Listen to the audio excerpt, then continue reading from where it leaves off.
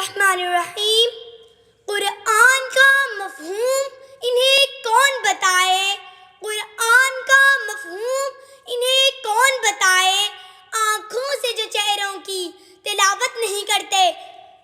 صدر معزز، اساتذہ کرام، حاضرین محفل اور میرے ہم مکتب ساتھیوں، السلام علیکم۔ آج جس عظیم الشان موضوع پر مجھے لب کشائی کرنے کا اعزاز مل رہا ہے وہ ہے عظمت قرآن۔ سورۃ الحشر میں اللہ رحمان فرماتا ہے، اگر ہم اس قرآن کو کسی پہاڑ پر نازل کرتے تو آپ دیکھتے کہ وہ خوف الہی سے ٹکڑے ٹکڑے ہو جاتا۔ ہم ان مثالوں کو لوگوں کے سامنے بیان کرتے ہیں تاکہ وہ غور و فکر کریں۔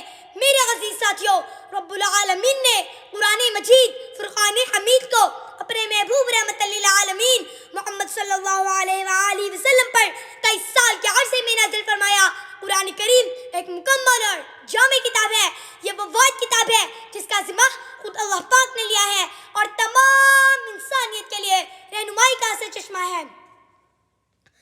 قرآن اللہ کا وہ معجزہ ہے جس میں زندگی کے ہر ایک مسئلے کا حل موجود ہے، جس کا اعتراف جدید سائنس اور غیر مسلم بھی بارہا کر چکے ہیں۔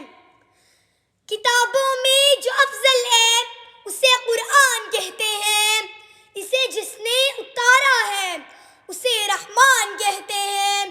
سجا لے اپنے سینے میں جو اس کے 30 پاروں کو، زمانے بھر میں اس کو حافظ قرآن کہتے ہیں۔ قرآن کریم کو نازل ہوئے کئی صدیاں گزر چکی ہیں، لیکن اس کی آیات میں ذرا برابر بھی فرق نہیں آیا اور نہ ہی کبھی آئے گا۔ قرآن کریم کی عظمت اور شان کو لفظوں میں بیان کرنا گویا سورج کو چراغ دکھانے کے مترادف ہے۔ قرآن مجید کتابوں کی سردار، خالق کائنات کا کمال، دنیا کے لیے معجزہ، فلاح کا راستہ، سینوں میں محفوظ ہو جانے والا کلام، حق اور سچائی کا پیغام، بنی نوع انسان کے لیے ہدایت، غرض یہ کہ پوری انسانیت کے لیے خیر ہی خیر ہے۔ ہر در پہ جھکے سر یہ میری شان نہیں ہے، سامان تجارت میرا ایمان نہیں ہے، ہر لفظ کو سینے میں بسا لے تو بنے بات، تاکوں میں سجانے کو یہ قرآن نہیں ہے۔ قرآن کریم انسانوں کو صداقت، عدل، انصاف، درگزر، الفت، محنت اور محبت جیسے اعلیٰ ضابطۂ اخلاق سے نوازتا ہے۔ قرآن وہ انمول تحفہ ہے جو مرنے کے بعد بھی وصول ہوتا رہے گا۔